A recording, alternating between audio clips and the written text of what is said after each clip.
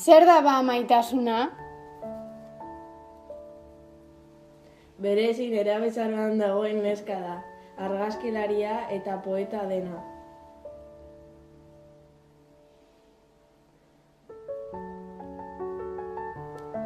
Bi kontakizun nahazten dira. Misterisa kontatutakoa eta berezi kontatutakoa.